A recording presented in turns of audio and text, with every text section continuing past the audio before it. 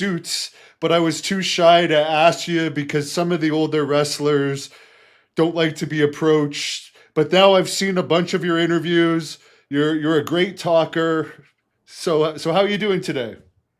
Fantastic.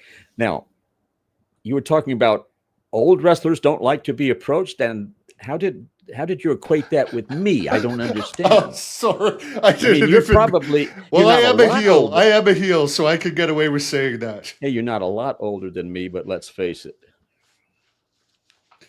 Oh, did you have a question for me? I have lots of answers. Yes, tell us first of all. For people that don't know you, could you give us a quick synopsis of your career? I know you had a lot of interaction with Roddy Piper. You had interactions Oh, with the Sheik. You're a Hall of Famer.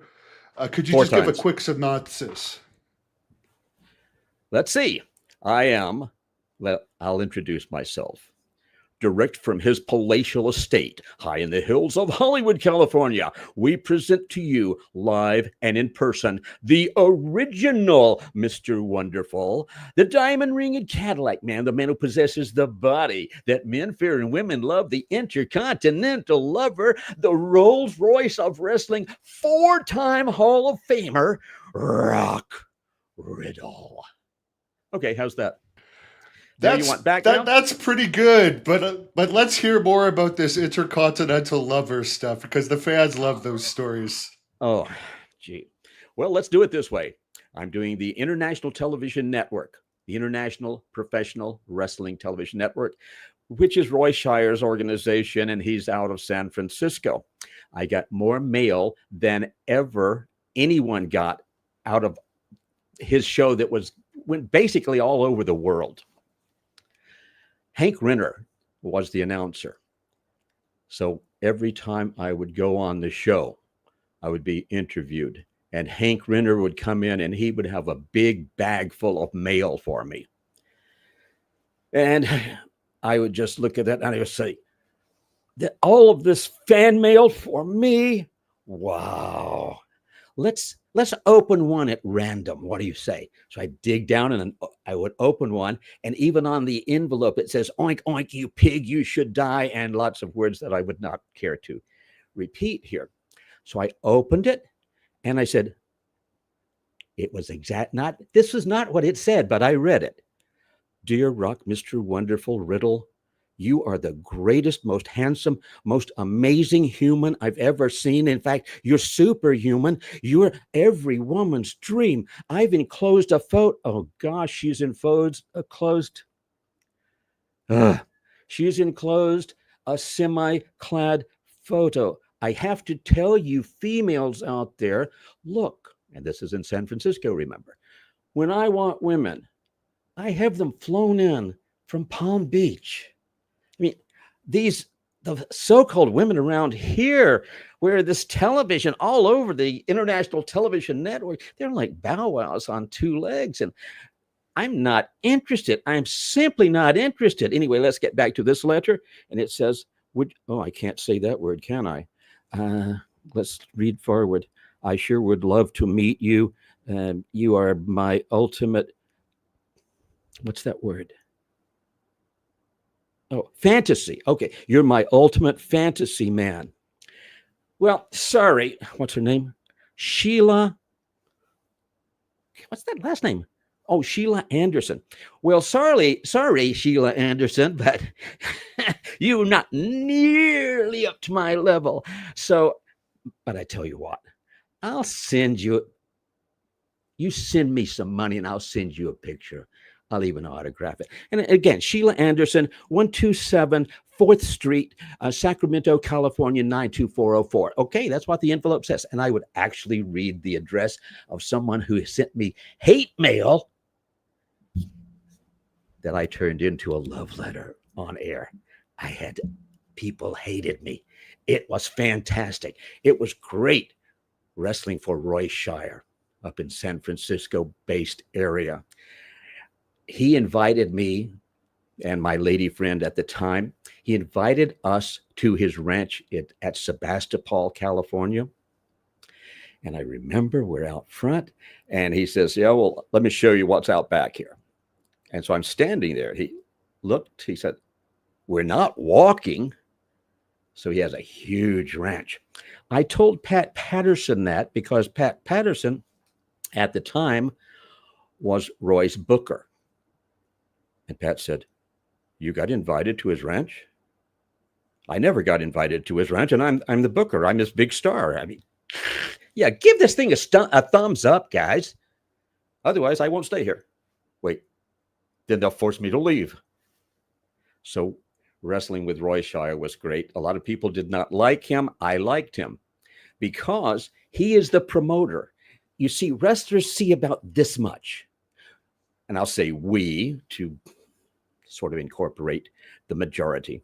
No, I'm not going to say they. Most wrestlers have about this much vision. Why are they not putting me over? Why are they not building me? Why am I not getting a push? Well, that's up to you, wrestlers.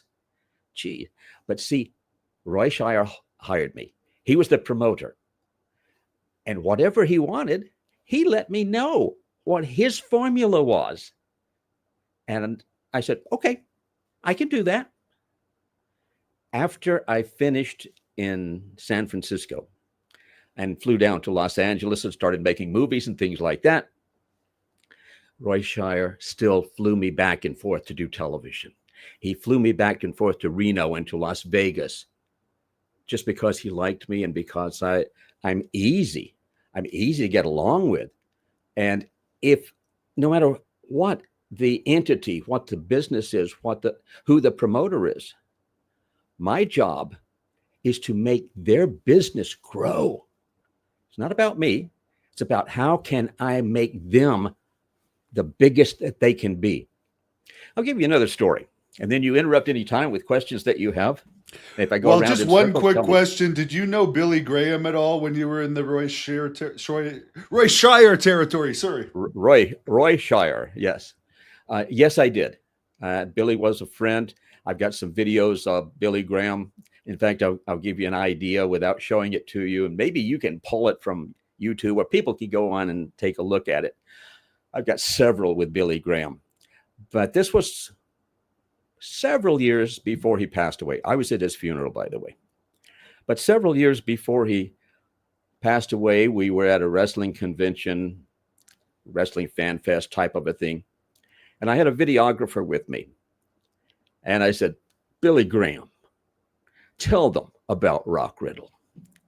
And he says, Rock Riddle, he had this gimmick. It was the easiest gimmick, man. He had all this stuff going, and it was so easy for him. Me, superstar Billy Graham, I had to work like a dog. And I said, "Well, Billy, to some of us it comes naturally, and some have to work really, really hard." So anyway, he was, as they say in the business, he was putting me over, and we were having fun. And we did several of those interviews. And I was at his, again, as I said, I was at his funeral. So I feel like certain friends, I need to be there. And I always let people know. Like, I'll give you an example. Pat Patterson. Pat Patterson introduced me to Someone was just people. asking about Pat Patterson, by the way. Why did he love San Francisco so much? Well, San Francisco used to be a really nice place. San Francisco, the way it is now, that's not San Francisco anymore. That's something else. They kept the name, but it's the real San Francisco was a great place. The Cow Palace, we sold it out just about I think we were like, sometimes we were there every week, it seemed like, and big pay, great pay. We kept selling it out. Now, someone asked about why would Pat Patterson be there? Because that's where the best in the world were at that point. Let me back up and tell you how I got there, make a point about that, and then bring me back. Please tell us how over Ray Stevens was there too, for those of us that are too young to have experienced it. But get into your story, but I have to throw that in before I forget. Ray Stevens was like a Bruno Sammartino in his area of the country times 100. Ray Stevens was very over. Uh, when we lose people in this business, it's very, very sad. Uh, the first time I heard, let me remember who it was. It may have been Nick Bockwinkel. After Ray Stevens had passed away, Nick said, "I loved him. I loved that man." And it was the first time I had heard someone using that expression, like same-sex wrestler. But it was, and then I learned about it.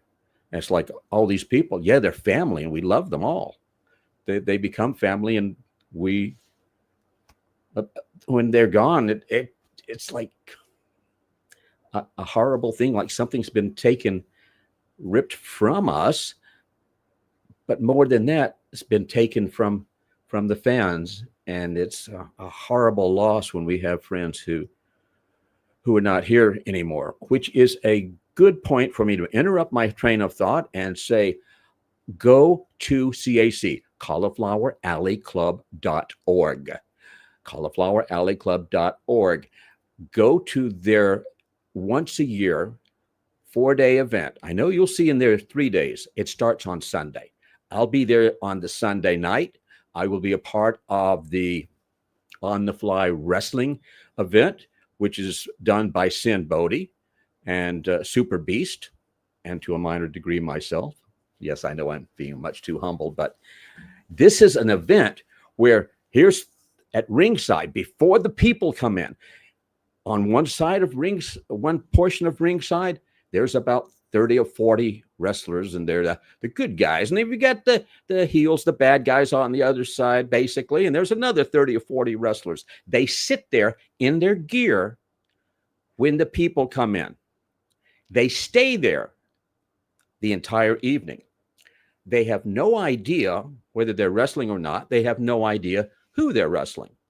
So one of the things I get to do is go out in the audience and pick someone out and say, who would you like to see wrestle? Come with me. Let's go up there, point out the person you'd like to see wrestle next. Boom. One of the people in the crowd last year was, oh my gosh, Ata Maivia Johnson. Okay, Ata is Dwayne's mother. Oh, now I got more stories I can tell you about that. But she was in the audience.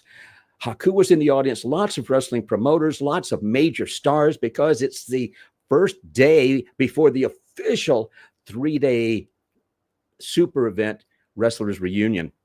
So I went out, I took the microphone, and I went out of the ring, went over to Ata, and I said, Ata, everyone knows who you are. You let a lot of people know that you and I made a movie together, right? It was a video, but she always called it a movie.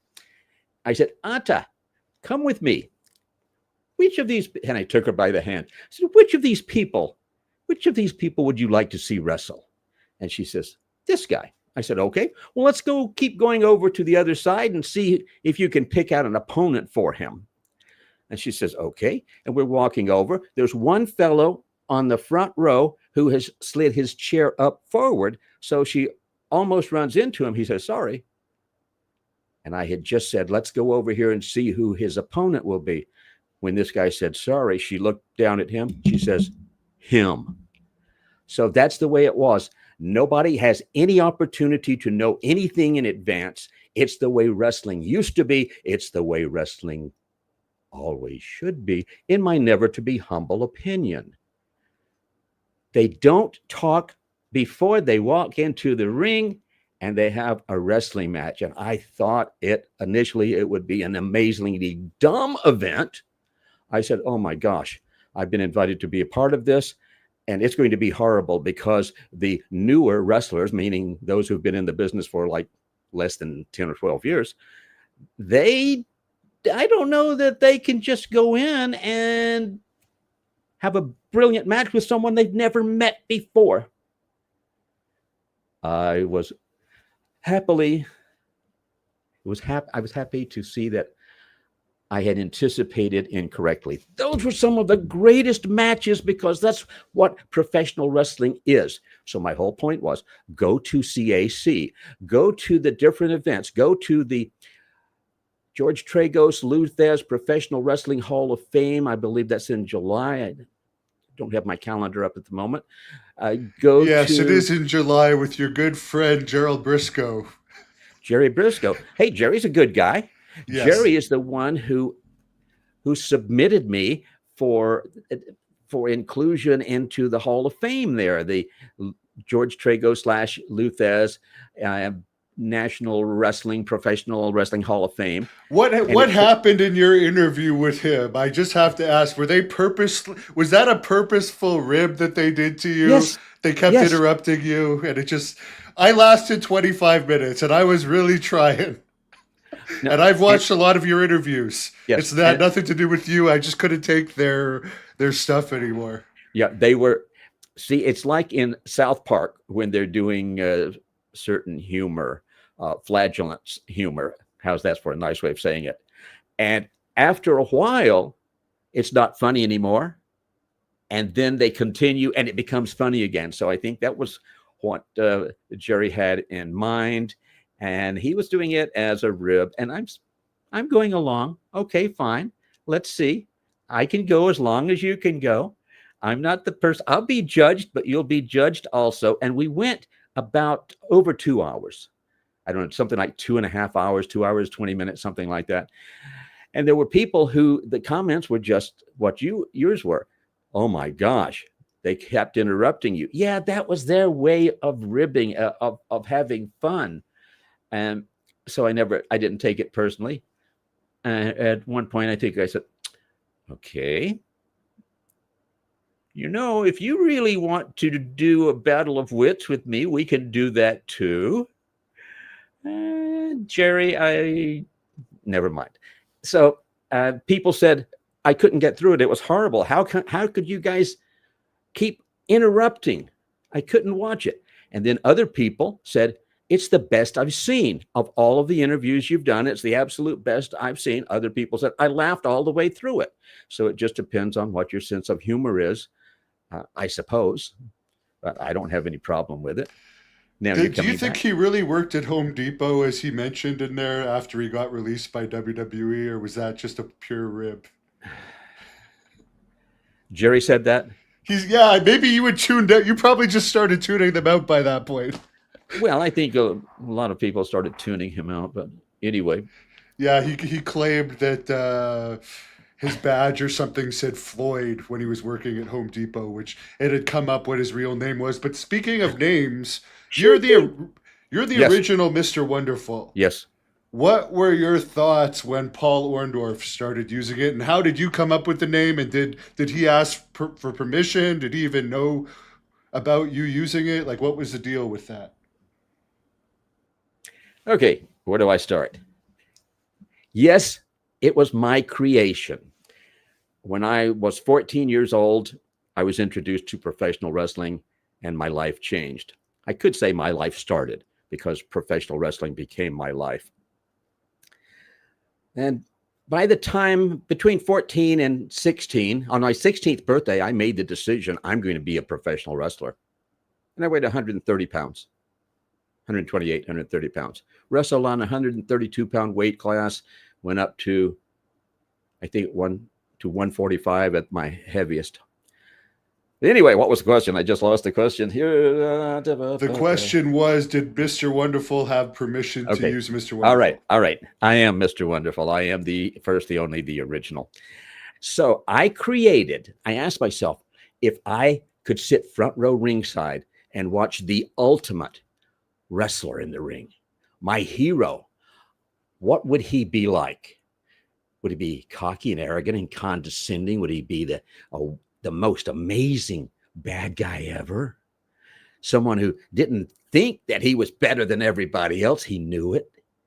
Would he have blonde hair and suntan and custom-made velvet robes and glitter and have unique outfits? Yes.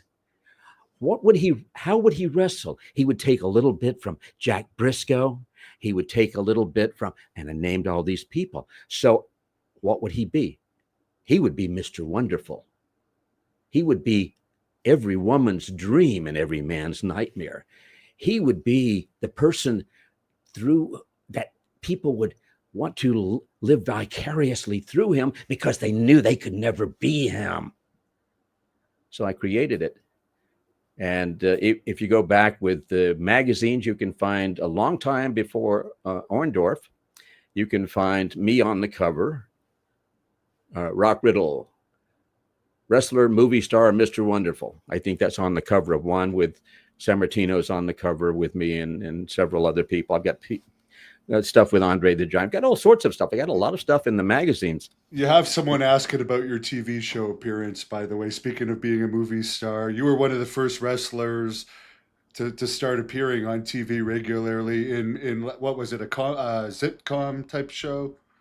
In what kind of a show? Sitcom. Oh, I don't sitcom. know exactly what it's called.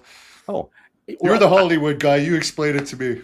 Okay, if you say sitcom. I have a lot of film and television stuff that I've done. When I finished up with Roy Shire, and did we talk about that? We were doing Pat Patterson. We'll jump back to that. We'll jump back to that. We'll jump back. Okay, write it down so I won't remember it. I haven't had much sleep for the last 4 days, and I don't do well. You're still bringing the ladies in, are you? Is that why? You know, I have a son who just turned 30, and I told him he has to start lying about his age because pretty soon he's going to be my age. And I told him when he was a little kid, I said, Evan, someday you might have little girls around you, and you might feel like you want to spend time with them. And when that happens, here's what to do. Grab your wallet, hand it to them, protect your body, your heart, and your lower organs, and run as fast as you can away from them because they're all trouble. Do you know what's on your mom's mantle? You know what's in that jar? Not mine, but other people's. So that was the kind of thing that I said. Somebody said a comedian here. Let's see what we have here. Someone called you a comedian. Someone started to give a Rick Rude speech. Did Rick Rude take his shtick from you? No. Not to the best of my knowledge. Okay. What I would like to have right now.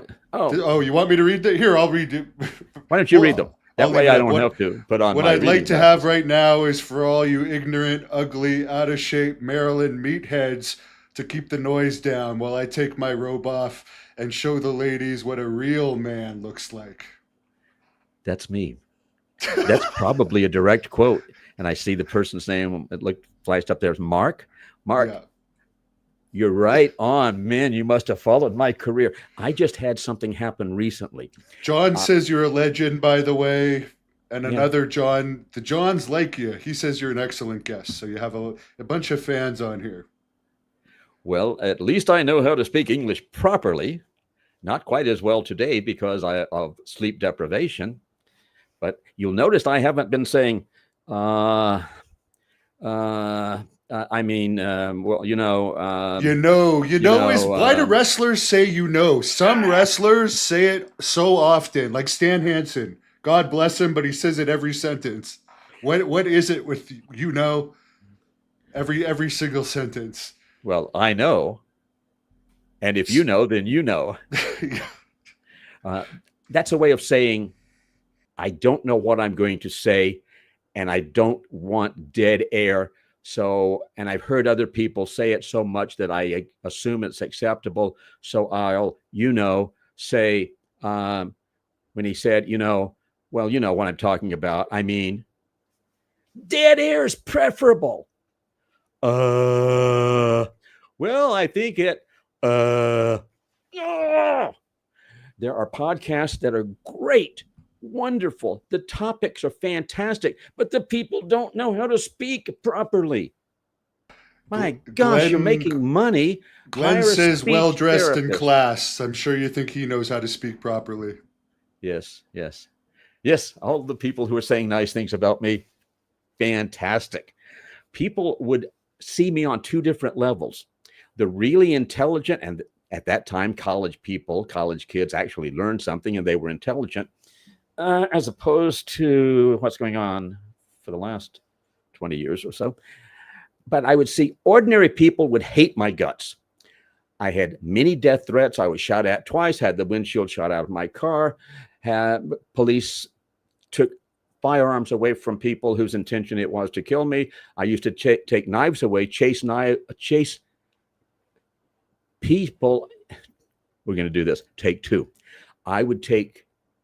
People would pull knives on me. I would chase them into a hostile crowd and take the knives away, and then leave them with something they could see for a few days. That you don't do that kind of thing. So people hated my guts. And then the really intelligent people, the people with a great sense of humor, they saw the humor in what I was doing.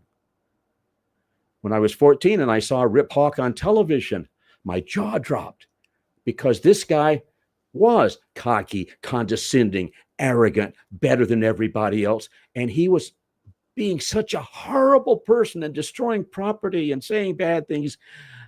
And he was doing everything he could to prevent himself from smiling, because he had so much joy. He saw the humor, and he didn't want people to see him smile externally. I caught the humor. I saw the humor, and that's what opened it up to me. And then I could see, like some of the people here, they're very smart people, and they say, I see the humor in what you're doing, as opposed to, oh, I'm offended. Offended. There's Rick Hawk, Yes. Rip Hawk, by the way, for anyone that hasn't seen him before. He's on your right if you're viewing this. Rock's left, and that's Ric Flair on his left when they were tag team champions. Let's see. Right there. Yeah. Rick. What were they called? Did they have Rip Hawk and names? Ric Flair. Go ahead. Sorry. Did they have a name as a team? I don't know. Ric Flair Okay. and Rip Hawk, I suppose. But Rip would always have top billing. Rip is the person who brought him into the business. How would Rip do a promo? Because I've heard you do the impression before, and it's pretty good. Oh my gosh. I don't know how to do that. I just looked at my software over here, and it says my mic is off, but you're obviously hearing me, correct? We're hearing you, and someone's also saying it was the Fred Willard show they were asking about in Oh, okay. Yeah. Which one do we do first? Fernwood Tonight, Martin Mull and Fred Willard. I put that together. An act together for Chuck Barris for the Gong Show. Before it ever aired, I heard about it because I had left San Francisco. I had gone down to Southern California, to Los Angeles area, got my palatial estate in the Hollywood Hills, got my office on Sunset Boulevard, 6464 Sunset Boulevard, southwest corner of Sunset and Wilcox, 3 blocks west of Vine Street. And let's see, what was the question again? The Fred Willard show. Oh, thank you. So I did the thing initially for Chuck Barris, and he loved it. And I've got great stories I can tell you about Chuck Barris. And then I did a version of it for Fernwood Tonight, for Eve Branstein, who was the casting director. I did a video, and I submitted it to them. And I had some people come over to the house, and we did all sorts of crazy stuff, ideas that I came up with. But basically, I did that act, if we call it an act. Breaking boards, beating up a dummy, elbow drop. That's a 6-foot elbow drop onto a wooden floor that doesn't give at all, sort of like many of the rings I had wrestled in. So they looked at the audition. That was just ad-libbed. I just ad-libbed the whole thing. And they scripted it the way that I had ad-libbed it. I said, oh, fantastic. So I got hired and I did that. That was fantastic. I did Fernwood Tonight. I did one show there, and I did one show of the one when they took it up to America Tonight. If you're lucky, you can still find it somewhere on YouTube. It goes up, they take it down. It goes up somewhere else, they take it down. It's a funny show. It was great because when I left, when I did Fernwood, Alan Thicke was the producer, and Alan Thicke would go out ahead of time and talk to the audience. Alan Thicke did not know me. I mean, he knew who I was. He had met me, but he wasn't like a close friend. As he's doing his warm-up on the microphone, I go out dressed in character with my robe, my stuff underneath. I'm ready. I go out. I take the microphone away from him. He has a live audience, and I start putting down the live audience, prepping them to boo me as they totally should when I come out and do my bit. And they did. And it was just a really fun show. Who was it? Fanny Flagg was on that show. I had done my bit. I was starting to leave, and Fanny says, "You're leaving?" I said, "Yeah." She says, "Aren't you going to stay and watch me do my thing?" And I said, "Absolutely. I'm staying to watch you do, to watch you work, because you are amazing." So she did her thing. Okay. That's Yes, I'm in the show. hilarious. I'm in the show. What else? What else? What else did I miss? Corey How much wants to fun? know how much fun was it being around Ric Flair? It was a lot of fun being around Ric Flair. I can tell you a story about Ric Flair. Since we were talking morbidly about people who had passed away, it's is this like the anniversary of Dusty Rhodes Dusty died Rhodes's? 10 years ago yesterday. Yeah, I was at Dusty's funeral in Tampa. Thank you. And 700 of his closest friends were there. Great security, major people, all of the biggest names of that were alive, of course, in professional wrestling. 700 of us. I'm sitting behind Ata Maivia, and she and I are talking. And I just, before this happens, before the service begins, I just look around and I look at all these people. I said, "That's my family. It's my family." And that's just part of how wrestling used to be. In places, it's still a feeling of family, but I don't know that I don't think it's No, they anywhere don't near have what it the used to be. camaraderie anymore. They Yeah, definitely don't. It's not there anymore. And it the is. It is at CAC. It is at some of these fan fests. I will be at WrestleCade in Winston-Salem, North Carolina, the day after Thanksgiving and 2 days after that. And I know I'm going to be, I've already I talked about mean, the when Hall you're of Fame. flying in and you're only wrestling 1 day a week, and the top stars have their own buses and their own dressing rooms, it's not like everyone's together working to draw a house because you're paid off the house and everyone matters. They're all getting the guaranteed money now, so it's not the same where you had to work as a team. Or if there was a riot, for instance, you'd all have to back each other up. Oh, Like, want to hear a riot story? yes, I have lots of riot stories. I caused my first riot when I was 14 at an outdoor, at the Burlington Municipal Ballpark. Rip Hawk and Swede Hansen were in the main event. And when Rip came out, I had already met him, of course. And here I am, this skinny little kid. And I brought a cane, a walking cane. And I said, "Rip, I have a cane. I'm sitting at front row ringside if you need it." He says, "Thanks, kid." And at one point, he looked around. He says, "Where's that cane?" And I handed it to him. And he went to town beating up the good guys. And the police escorted me out for my own safety. So that was the first little riot that I caused, I guess. Caused now a we're riot when I was hearing 14. like if they're getting mail directly to their house or something, like that's the end of the world. I mean, at least people are trying to get their autograph. I don't know, but you guys actually had to deal with in-person stabbings and like Oh yeah, violence every week, every night we every would night. It was that wrestle. bad. I wrestled 10 times a week, most weeks. Here's the thing: there's a town somewhere every night, so you're wrestling every night. Now on Saturday, we'll take Pensacola for example. Lee Fields out of Mobile and Pensacola. I lived on Pensacola Beach. Great. Waves would come up on a high tide and actually touch my front door. But short trips there, great wrestling. And we were wrestling every night of the week on Saturday afternoon or Saturday morning, I think at 11 o'clock, Pensacola television. We're doing that live. We're watching from the green room. We're watching before us. I think the news, so-called news, came on. And even then we were saying, okay, what's the gimmick? What's the angle? Whoever the president was then, what's his angle here? And we would work backward. What do they want the American public to believe in? Who benefits financially or power-wise as a result? That's what it is. That's their gimmick. That's what they're going for. So we watched it for its entertainment value. We would do the live wrestling there. Then we would go, I think it was like to Dothan, Alabama, and do the live television there. And then there would be what many called a house show that evening at an arena. So that's 3 times in one day. Sunday afternoon, matinee. Sometimes Sunday would be live television also. And then Sunday night, another one. But I think I averaged for a long time, like probably 8 to 10 matches per week. And most of the time, 10 matches. So yeah, that was camaraderie. That was driving. Like, can you imagine you guys Harley race?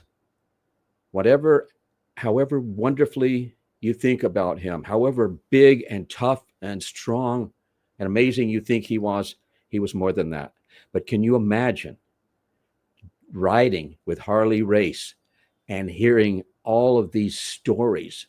It's every drive is an education. We have all of these major people who were taking the newer guys, letting them ride, and they're educating them, and they're talking, and they're giving history lessons. And we spent more time in the cars with the other wrestlers than we did with our own families by a long shot. What's a good Harley Race story where it shows how tough he was outside the ring? I don't have firsthand knowledge of that, so I'm going to answer your question in a different way. Like, give me a Harley Race story. There's a lot of stories out there where, yeah, if you're in a barroom fight, who do you want next to you? Harley Race? Yeah, you better believe it. When I first went to Minneapolis for AWA, Vern Gagne's organization, I went into Chicago's International Amphitheater. I had just finished in Georgia Championship Wrestling. I remember I drove something like 17 hours straight, got up super early, 3 o'clock in the morning, and ended up in Chicago. I've got a lot of stories from that, even that first match that I had with the Iron Sheik. And people ribbed me. And another rib was this. Harley Race said, "Hey, welcome to the territory, kid." I said, "Thanks." He says, "Where are you working tomorrow?" And doing that voice is tough. I said, You sure it's not all the cigarettes you smoke? Never in my whole life, never. I know, I'm just joking. I've heard you say that. Yeah, well, thankfully, I'm allergic to cigarette smoke. Thank you. Anyway, what was I talking about now? Harley Race. Harley Race says, "So where are you working tomorrow? Where are you wrestling, kid?" And I said, "I think I'm in Fargo." He says, "Yeah, me too. You want to ride with me?" And when he said that, everybody else in the dressing room is like doing this. And I had no idea why they were doing that. And I said, I would love to. I already have other arrangements, but hey, I really appreciate the offer. He says, "If you change your mind, let me know." Harley Race had, I put in one of the stories that I wrote, one of the newspaper stories, I put the kind of car that he had, but I don't remember off the top of my head. Very, very fast car. So he would invite new guys to the territory. He would invite them to ride with him. And he thought it was hilarious to be doing like 160 miles an hour and becoming airborne when the new wrestler is riding shotgun and screaming and begging him to let them out. And he just thought it was very, very, very funny. And as far as I know, never had an accident. But that guy had a serious lead foot and a serious automobile that would allow that lead foot to touch the floorboard quite a lot. I think he did have an accident that almost killed him early in his life and killed his wife, but somehow he survived and went on to become one of the greatest wrestlers of all time, if not the greatest in a lot of people's books. He was a very nice man. He was always nice to me. Most everybody was always nice to me. And that's because I went there with the attitude, go to give, not to take. How can I be of assistance? How can I make your organization? How can I make you more money? That's how I got in with Roy Shire. I was in gosh, and you can bring me back to all these stories that we stopped halfway in between. I was in Tennessee working for Nick Goulas and Jerry Jarrett, Jeff Jarrett, Jerry. Yeah, Jerry. So I'm there talking to the boys. I'm in the dressing room. I got paid well there. They they could use me for anything. They would call me because I'm a good stick man. I know how to talk on a microphone, generally speaking, and much better when I've had to sleep for the night before. But they would say, "We need someone to do. We need you to come in. We've got a couple of masks. We're going to put a mask on you. You're going to be this person, and we need you to do the interview as that person." Okay, fine, I can do that. And and I never said, "Oh, I'm not. I don't feel like I should do that." No, I think I should be wrestling someone with a higher position. No, baloney. The promoter, as I started to say before, wrestlers see this much. The promoters see 6 months, a year and a half in advance. Where are they going to go with this? So, an Yeah, I absolute gentleman, Rock Riddle, actually I say, hey, thank you. I Hey. actually promoted an event once where the person was complaining that I put them against someone that wasn't that talented and was green. It's like, if you're a good worker, you should be able to get a good or a passable match out of that, and you should just look at that as an opportunity to like show how good you are. That's So right. I like how you put that. It's carrying someone. Okay. And if you allow the person to show a little bit of ability and then you beat them, then you've beaten somebody. Too many. Who was it who came up with the idea, pin me, pay me? Yeah. Too many people let their ego get involved and it becomes huge. Ego is not for the dressing rooms. It's for when the marks are around, the fans are around. It's for when you're in the ring. It's for when you're in front of. Thank you. I just saw the Mr. Wonderful original. Yeah, and it's for when you're on the microphone in front of the camera, and then when that's done, you go back to the dressing room, and the ego's gone, and you're back with your family. You know? Is this gold digger girl that you come out with sometimes your relationship or anything like that? Speaking of family, One of hundreds. one of Oops. hundreds. This is called a pop filter, and I just hit the microphone. Yes, you see, I sound good. Is it really your amazing voice, Rock, or is it the fact that you have a professional microphone and a pop filter? Sorry. What about Gold Digger? There Just she is. some fans were asking. This is one of your more recent appearances where apparently you bring her when you do your speeches at events. Probably up until 4 or 5 years ago. I worked with many different valets, managers, if you will, female managers. And she is the one of all I've worked with who was the absolute best, who understood the psychology. We had a connection that was amazing, went beyond words. It's like it's like if you have a fantastic tag team, you don't have to say anything to your partner. You know exactly what they're going to do. And if you do something different, you know they're going to adjust to that. And it's going to be like wonderful. So Gold Digger has a body. I haven't seen her for a while now, but a body where guys' jaws would drop and the tongues would hang out and their mind would stop working. So, and she would dress to accentuate that. She would come out. We were better than everybody. Would come out with her glass of champagne, looking down her nose, and I'm the only one who is of interest. And one time I wrestled somebody, and the person went over and like was going to hug her. I had the microphone. I said, "Take her if you can. Take her. I've got hundreds." So it sort of took the wind out of his sails. Fun stuff. We always have to have fun. There's been a few people asking about Andre the Giant on here. Could Andre, you share any stories about him? I could, but I'm not going to. Yes, I don't remember where I first wrestled him. It may have been the auditorium, the arena in Mobile, Alabama. I know it was a huge place. Most of the places I wrestled were quite large.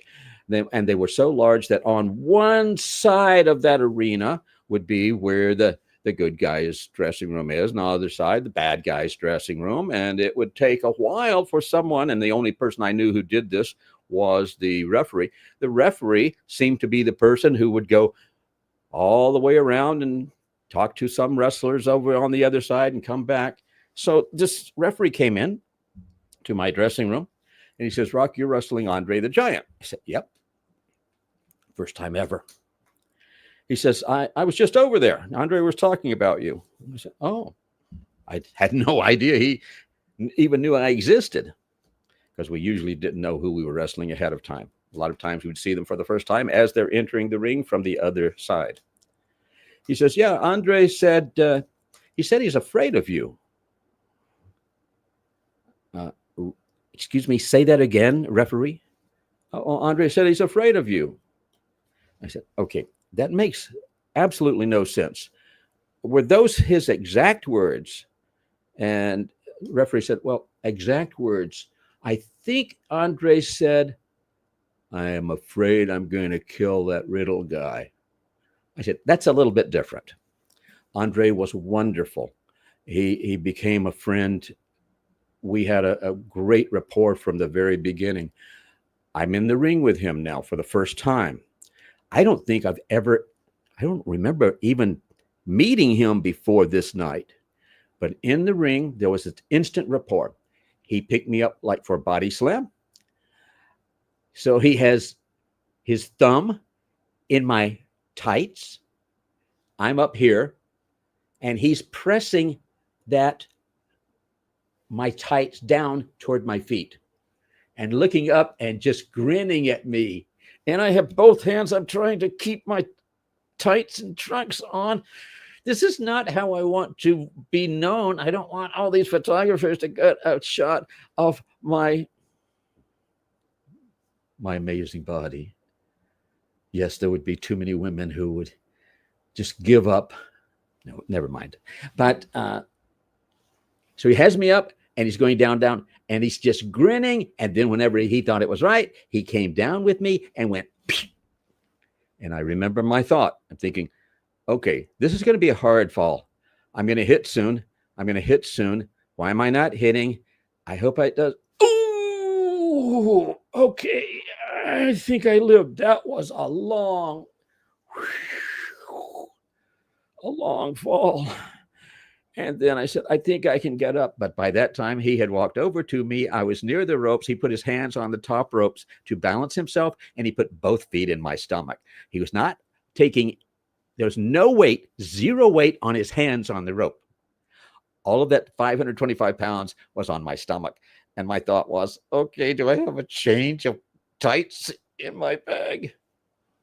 Okay, that's one Andre the Giant story. That's Another hilarious. story in my office building, 6464 Sunset. The top floor was Canon Films. So a lot of stars would be going up and down all of the time in the elevator, and I would keep running into them. And what was the office you were running below with all these top stars above you? Hollywood Success, Marketing and Public Relations, APS Entertainment. How's that? Back in the days before social media, you were helping publicize these people. Oh, I still do. Okay. I'm an extraordinary publicist. Okay. I have, of all of the press releases that are released, I've had a number of months where mine went to number one. Like within a week's period, it was number one of everything released during that week. I had, in the course of a year, I had the 16th most read press release, and I think the 17th or 18th most read press release. That's because every word has to be perfect. Oh gosh, do I have stories about press releases?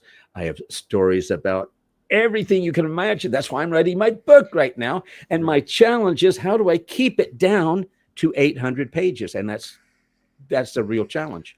And I'm sorry to distract you from your second Andre story there. I was curious, which we'll ask you more about later, your Hollywood stuff. Andre the Giant. I worked long hours in my office. and basically lived there, even though I had my Hollywood home. So a pleasure to listen. Oh, I'm looking at all of the nice things you put on the screen. Sorry, you're not quite as fast as I am. So engaging and passionate. Yes, I am. If only there were two of me, I would run away with myself.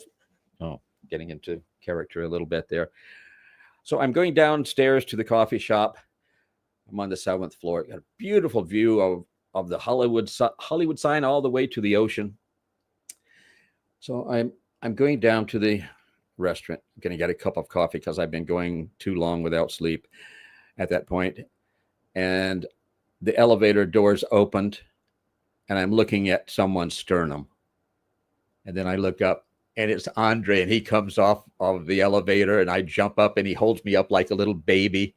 It was a wonderful, unexpected reunion. He was actually going upstairs to do something with Canon Films, but he stopped to see me as well. That was. I gotta really ask nice. you, you're a ladies' man. Are you part of her hit list, so to speak? It's not something really to brag about now, but how she looks in that picture, it would have been. Okay. I call everybody by their professional name. Sunny was a wonderful lady.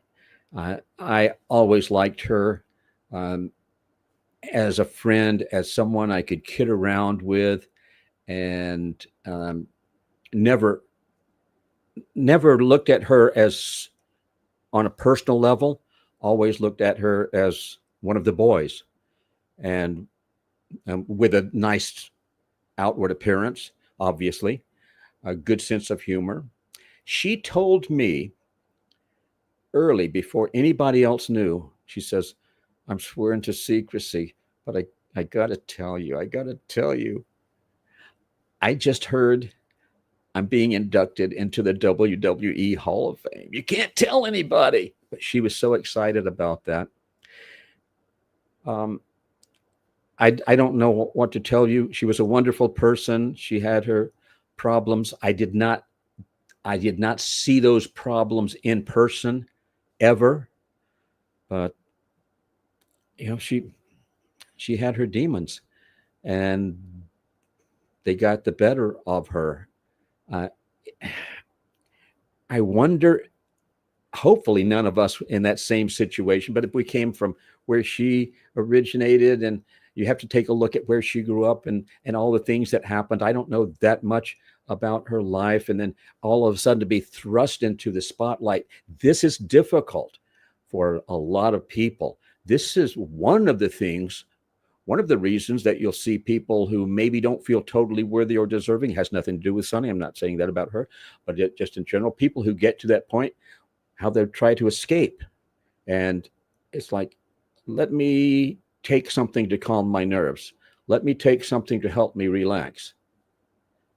I never understood drugs. I never understood why someone would want to escape to that point, because the highest high that there is, in my never to be humble opinion, is life. Life is amazing.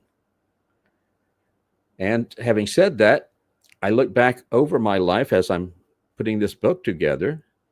I'm looking at the horrible pain I endured, the sense of loss, lost the love of my life, and she's still alive as far as I know, but I lost her. Oh, you're hilarious. Was up all night on the phone with suicide prevention. I remember that. I said, tell me why. People, and so I can understand certain things. And hey, I've been there too. I've actually done it, and luckily got saved by emergencies. But you have ups and downs in life, and God keeps some of us here for some reasons. Yeah.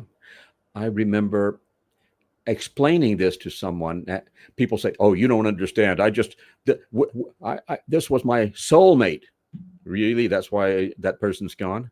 That's why she's gone? I said, I don't understand. Okay, you tell me if this is not the feeling that you have. You've taken a journey. You're going into space, and you're circling the Earth, and you're looking at that amazingly beautiful planet as it blows up.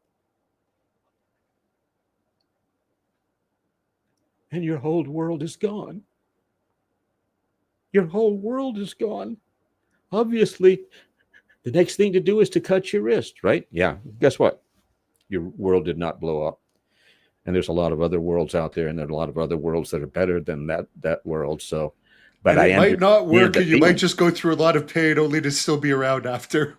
Hey, here's the thing. Had I not gone through that, had I not, I remember going to a doctor and I said, "Give me something to make me forget." He says, "Well, I've got one thing." I said, "I'll do it." He says, "Lobotomy?" I said, "Well, no, I don't think I want to go that far."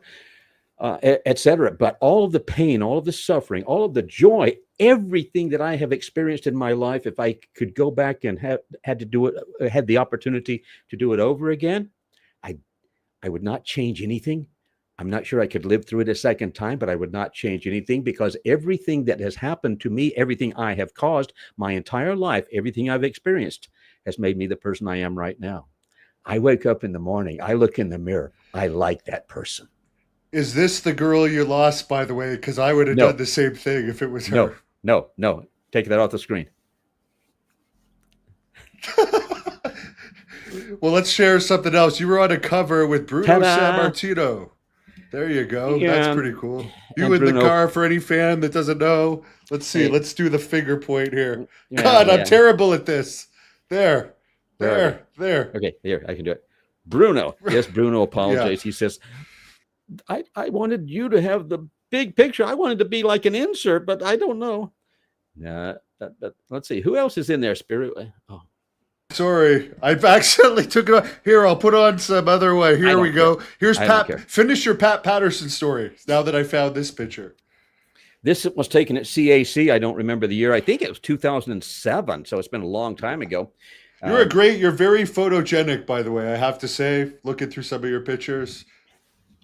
Give us some tips as a publicist, not to distract from Pat Patterson, but No, we're going to do Pat Patterson first, okay. then bring me back to the other. Otherwise, we get a ton of half stories here. Now, you just asked me what before. Oh, you wanted to finish a story about Pat Patterson, and I found this Oh, picture, so it reminded me yeah, of there's that. the picture. There's the picture. That was in 2007. That was at CAC. I was awarded the Real Honoree Award, and that's person who's in the entertainment industry and the professional wrestling business who makes a difference. And take a look. Okay, here's the excuse for you guys and the reason for you to go to caulifloweralleyclub.org and look at all of the people who won the Real Honoree Award. And you say, oh my gosh, Sylvester Stallone, Charles Bronson, Mickey Rooney, oh my God, and Rock Riddle. Oh, fantastic. This is when Pat Patterson introduced me to some wrestlers there I had never met. And he says, guys, this is Rock Riddle. Rock's the original Mr. Wonderful. And I had some of the best matches of my career with this man. I'm waiting. When the first time he said it, he says it many times after. The first time he said it, I'm waiting for the punchline. And there's no punchline. And now I'm looking, is there anything close where I can hold on? Because I said, once I got it, that it wasn't a joke. I said, that's the greatest compliment I've ever gotten. That made my day and my week and my month and my year, and something that I will remember for the rest of my life and appreciate. He says, Rock, I say it because it's true. Nobody can tell me to say anything I don't want to say. And then when he introduced me and presented the award at CAC, he told the story again. He said, had some of the best matches of my career with this man. I went up, I ad-lib, I don't plan things, I don't put a script together. I would like to thank the Cauliflower Alley Club and all of its associates and its members. Oh, gee, how boring. So I went up, did my bit, talked to the audience, and I think something toward the end, I said, and this is my family, and I love you, and I thank you. And Pat Patterson was down on the floor by that time. And I heard this voice that said, so I think it was wonderful. Oh, wonderful. And I saw it was Pat Patterson, and it was not a comment on my name, it was a comment on what I just did. I said, Pat, you've seen me do promos like probably hundreds of times. He says, yeah, but that was amazing. I said, oh, You know how long it took me to write that script? He says, no, how long? I said, I don't know. I just created it when I was up there. It's just off the top of my head.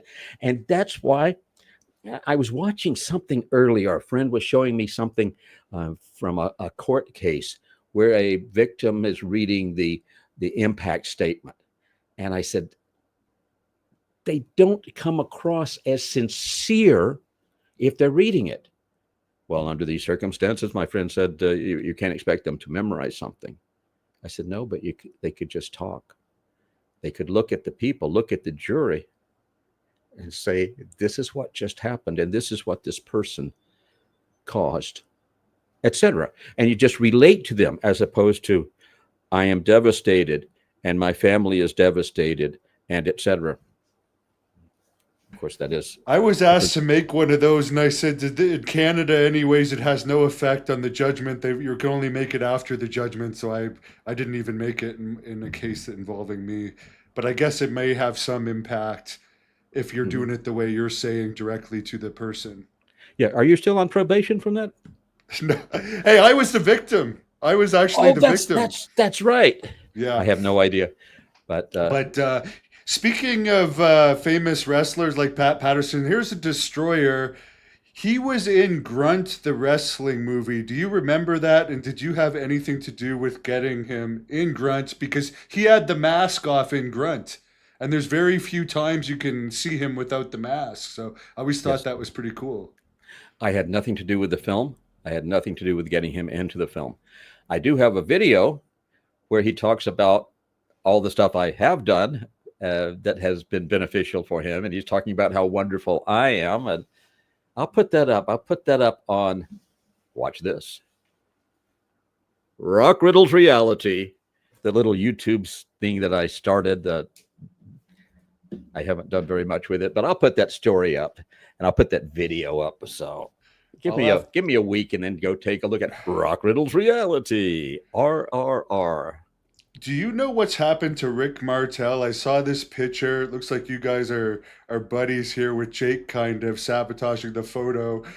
He's kind of fallen off the surface of the earth in recent years. He's not doing conventions or anything. Apparently turned down the Dark Side of the Ring offer that they had for him to talk for the Dino Bravo episode. He says he wants nothing to do with wrestling anymore. Do you have any idea why? No, I have no idea. So isn't this great when you ask me questions? Yeah. I said, I don't know. Well, tell us a story about Jake then. You must have something about him. He looks Jake's so not messing up the picture. Jake's in the picture. Oh, okay. Jake the Snake Roberts, he's someone I've known forever and ever and ever. He's, to me, a very good guy. He's always been a friend to me. We've had dinners together quite a few times. And we did something a few years ago. I think somewhere in Los Angeles, there was some sort of a fan fest type of a thing. And I've got this documented also. I will also put this on Triple R, Rock Riddle's Reality. Give me another week after next week. Oop, there we go with a pop filter again. But as I was there, he's signing autographs, I'm signing autographs, and I went to his table and I signed something. I signed a picture for him. And we got, I think we have video on it. We've got a bunch of still pictures that I've seen. And he's looking like he's so touched. And he's holding it up and he's so proud of this autograph picture of Rock Riddle. I don't know if you're just really good at faking crying or if you've looked like you were almost about to come to tears like 6 times in this interview within an hour and 4 minutes. It's hard to tell with you. You're clearly a good worker, but you can definitely get that's a great talent to have if you are faking it.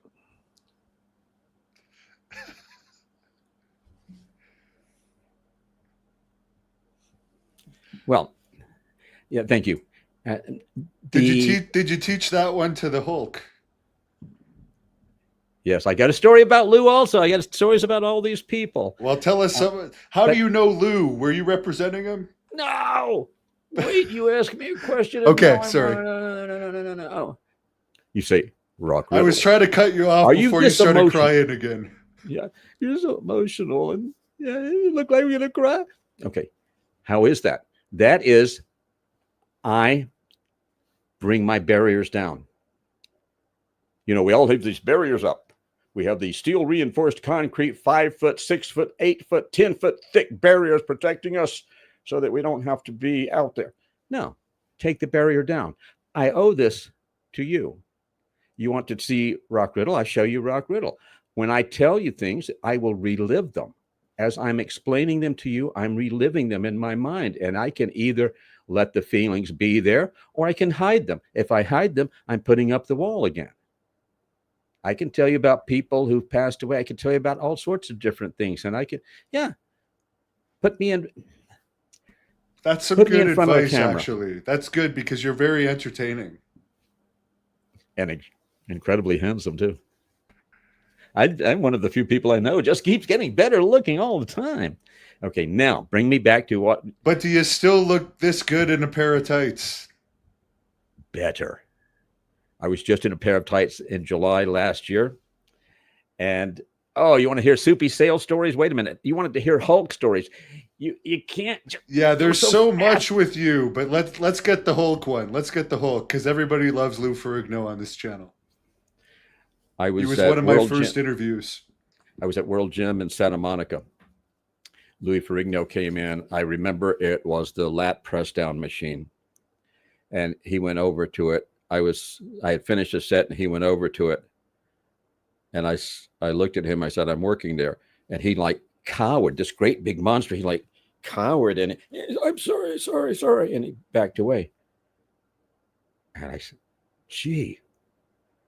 He either has seen me on television and he thinks I'm something way more than I am. Yeah, I think the Lou Ferrigno, if he had any concept of any idea of how to defend himself, I think he could probably do a lot with me, like putting me through the floor. So I thought that was really funny. But yeah, I got to know Lou and met him in a bunch of different places. So, and again, good guy. Actually, we did not represent Lou, but we represented Carla, his wife. I just remembered that. Carla had decided that she wanted a career, and we ended up getting her a bunch of stuff. I think she had a starring role in one of the Cannon Films movies about gladiators or something like that. And then she got to the point where she made the decision that she didn't want the film business. She wanted to be Mrs. Ferrigno, Mrs. Incredible Hulk, if you will. And that's fine. You know, people make that decision. Go back to Sonny for a moment. I may have already deleted Sonny to make room for some others, but yes, let's talk about fine. I'm going to talk about her for a moment anyway, because since you're talking about emotion and stuff like that, she took a life. I mean, there's someone who is not alive anymore because she was intoxicated and she had a habit of doing that, and she hit this guy and killed him. And everybody's down on her. Of course, I mean, if I kill someone, I don't think I'm going to have too many friends left. And at the same time, I know the person she was. And yeah, and now she's looking more like this. I think, boy, this is going to get me some hate mail probably. But I think I will find out where she's incarcerated and drop her a note and say, if you're open, I'll come by and say hello. And can I bring something for you? Yeah. And it's just like when Roddy Piper. For the love of God, don't bring her any more food, because she's the only person I've ever known to gain that much weight in prison. And I'm not saying that even as a joke. I don't know how you could gain weight in prison unless, like, there's nothing to do there all day but work out. Or eat. I don't know. I have no idea. Yeah, I don't know. I have no idea. Yeah, I was falsely in prison before, and they hardly gave me any food, and I was cleared of that, just for the record. But you have no food, and all you can do all day is work out to at least intimidate everybody else that if they mess with you, you're going to be able to kick their ass. Yeah, and they're all doing it, of course. Okay, so anyway, we talked about Sonny. Remember, there was one point in time, I don't know how many people remember this, but Roddy Piper was picked up for driving while intoxicated. And everybody was turning their back on him. This is a great picture, by the way. Thank you. I love it. Thank you. You know, Roddy's actually a little taller than that, but I told him, I said, slouch down, you make me look bad. And so he did. But when he was picked up for driving under the influence, everybody was turning their back on him. And I got in touch with him and I told him, if I can be of assistance, I don't know what I can do. If you need a character witness, I do real well in court.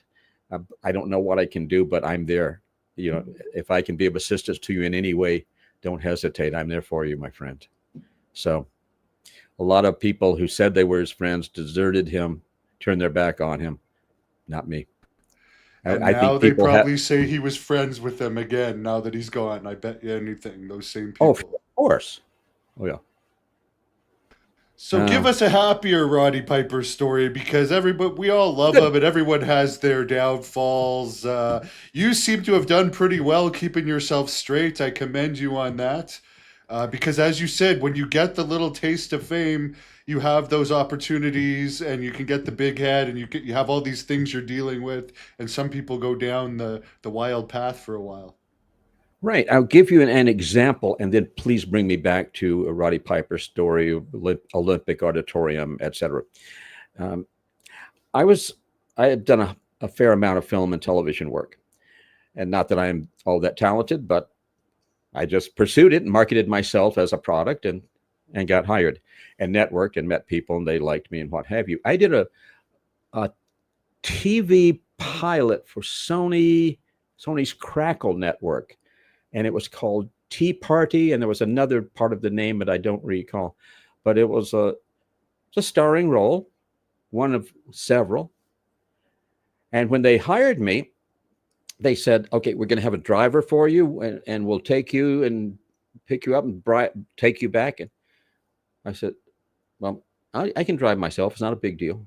"Oh, well, whatever you would rather do, Rock. You're certainly whatever you want to do, but we do have a limo for you, and then we've got a driver. It's up to you." And I said, "I think I'll just drive myself." And they said, "Okay, well, this is downtown Los Angeles, and this is where we have the cars parked. We have all of the people park their cars, and then we're going to give you a ride from there. It's like about 5 or 6 blocks." I looked on the map and I said, "I'll just walk that."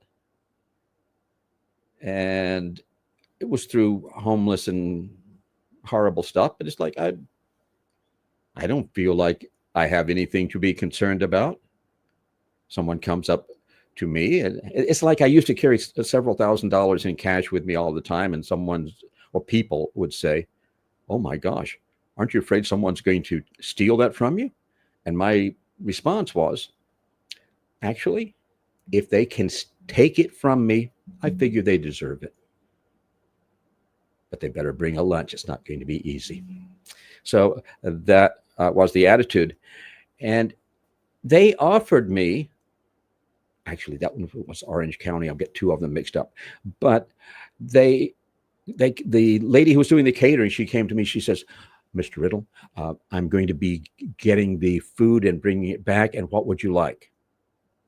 I said, "I don't know." She says, "Anything you want." I said, "Okay, how about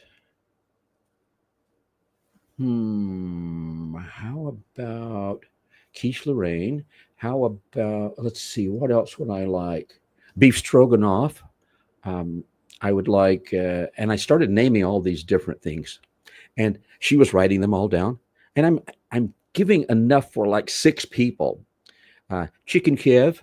Oh, okay, chicken Kiev. And she's going to find somewhere out there that has all of this, and she's shopping for everybody to prepare lunch.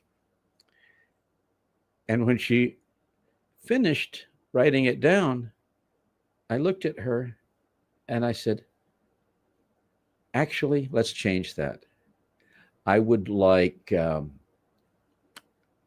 glass of water, hot tea with lemon and honey. How's that?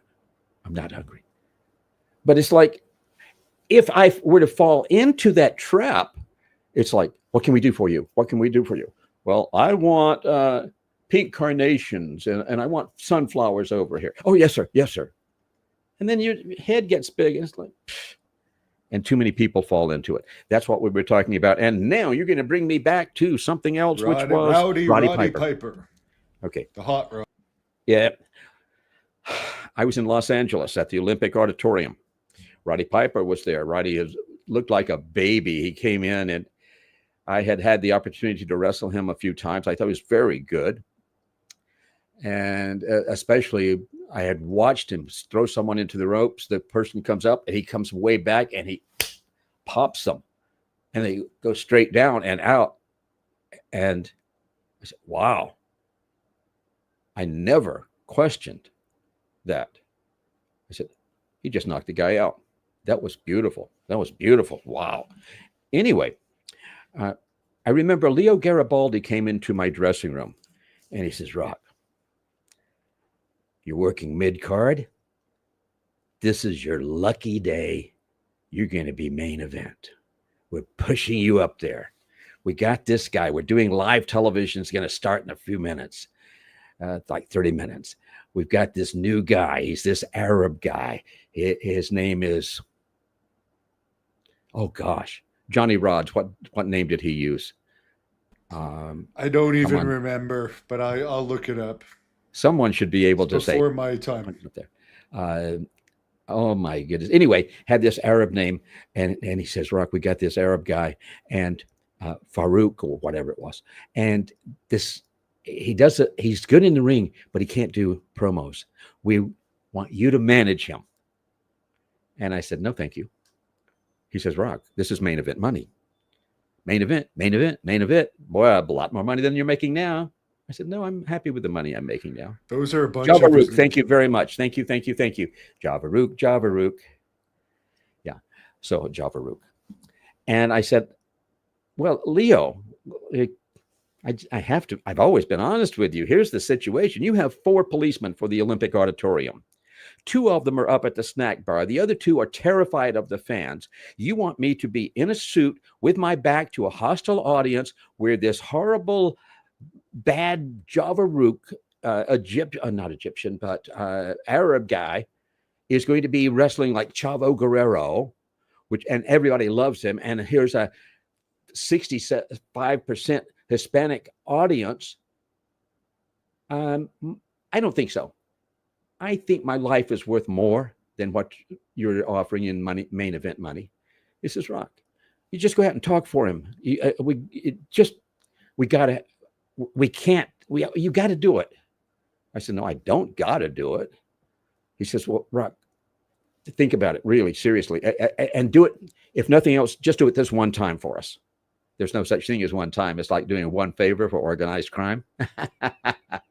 No. Or they do you one favor. Okay, you're indebted for the rest of your life. So I went in and I talked to Roddy Piper. And I said, Roddy, they just offered me the position to manage this guy coming in, Java Rook. And he says, oh, main event money. I said, yeah. He says, well, congratulations. They said, no, don't congratulate me. I turned them down. He says, Rock, man, I would do anything to have that opportunity. I said, are you sure? He says, yeah. I said, I'm going to suggest you. He says, thank you. I said, no, please don't thank me. You may hate my guts for this. The first time you get stabbed, which is why I'm turning it down. He says, I'd love that opportunity. I said, okay. So I went to Leo Garibaldi and I said, Roddy Piper can do it. And Leo says, you sure? I said, yeah, Roddy can do it. And Leo says, okay, we got like 20 minutes. Go back in the dressing room, sit down with Roddy, tell him how to do the promo, show him give him an idea, tell him where he's supposed to go with this, etc.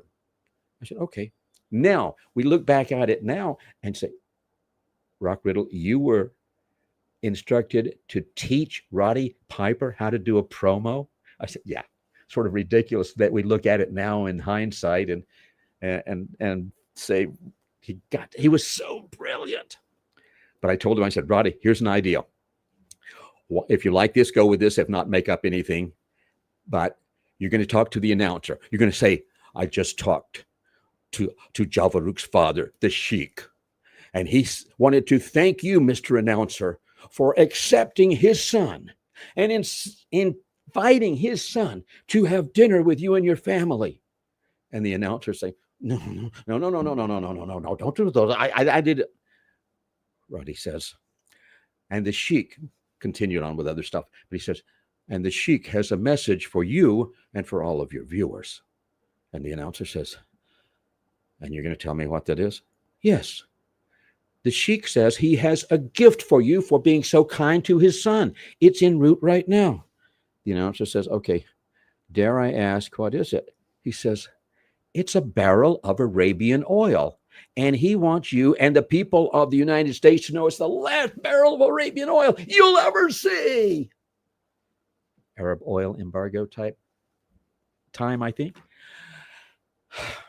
So who got Roddy Piper his first big break? Tell us some promo, as I am a heel and I'm always looking for advice. Tell us some promo advice as a heel. Sure. Okay. You have a lot of energy. You have your barriers down, so you're vulnerable, and you believe every single word you're saying.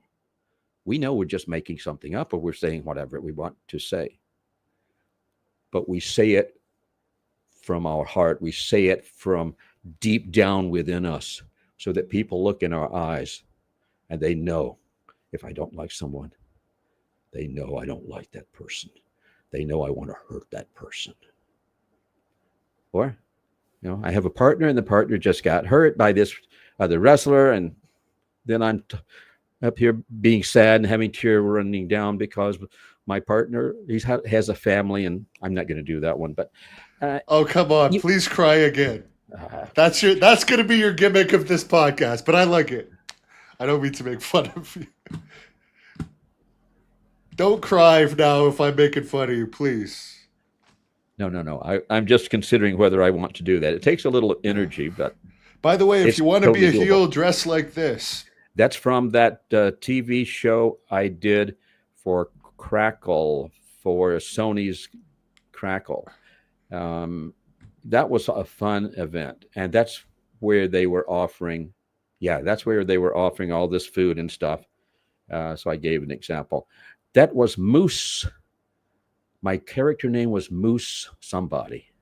I've got a picture somewhere of, in the end credits, there's that picture of Moose, and it's got the dates of 1956 to whatever year it was that we made this, 2020. So, and I said, I'm going to put that on my Facebook as my profile picture, and people are going to say, oh my God, Rock Riddle's dead? But I figured it's a little bit too much of a joke right now. This is kind of dark, but you look pretty cool here. How old have you been here? How look old? Like a vampire almost. Born July 12, 1973. So I have to tell you, my kid is 30, and I've told him that he just turned 30. Brilliant kid. Wow. And goes all over the world. artofmondays.com. That's one of his businesses, one of many businesses. And I told him, I said, you're going to have to start lying about your age, because pretty soon you're going to pass me. And I don't know how old I was at that point, but that was Blue Collar. That's the name of the movie. It won Best Picture at the Paris Film Festival. There I am on location outside of Detroit. It was Richard Pryor, Yaphet Kotto, Harvey Keitel.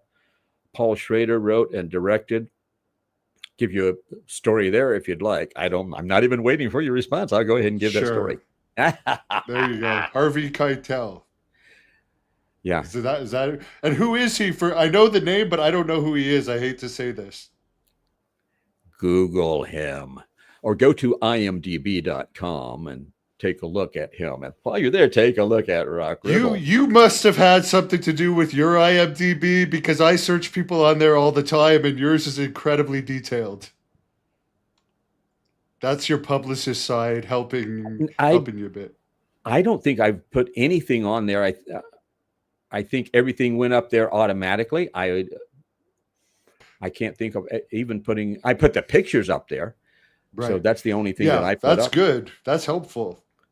Yeah, I didn't even know. I guess as a publicist, you know how to do that, I or know can how to anybody do else? lots of things. Yeah. Anyways, I don't mean to. I'm gonna look up Harvey while you're talking.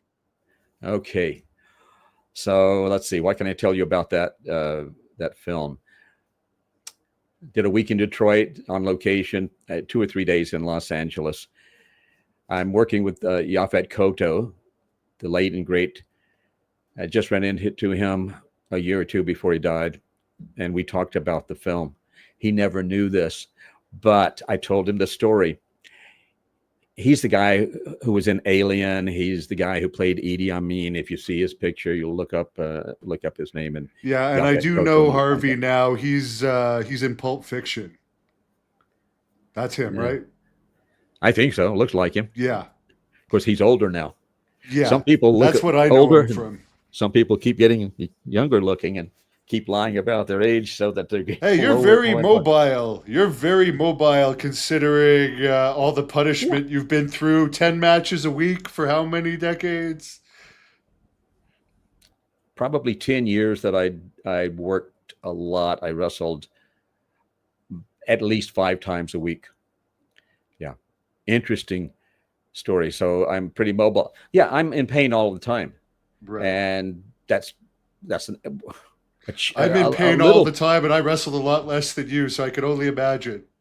Yeah, uh, I always subscribe to the Kevin Sullivan School of Wrestling, and I told Kevin this several times. The Kevin Sullivan School of Wrestling is we never leave our feet. We are good enough. We don't have to be performing gymnastics in the ring. Therefore, we still have our own knees and our own hips, and our own and our bodies still work. So, should we go Now, more into depth there? no, I mean, we don't want to depress people, and we've already gone over my regular time, but I'll throw in a couple more fan questions, and we may have to do a part two down the road. Someone's asking for some more superstar Billy Graham stories.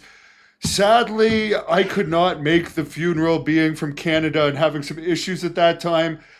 I understand it wasn't as well attended as, let's say, the Dusty funeral. What are Yeah, your thoughts on that? I know Jesse Ventura sent in a promo, but I don't know if there was any current WWE people there. I know that you were there, and the original what's his name? Sorry, he was also in Grunt. The original blonde haired guy. He's from your era. Long blonde hair. He's an artist. He was in a music video that you probably got him the job. He I played the have no mask in idea. Grunt the wrestler. You, but Steve Strong.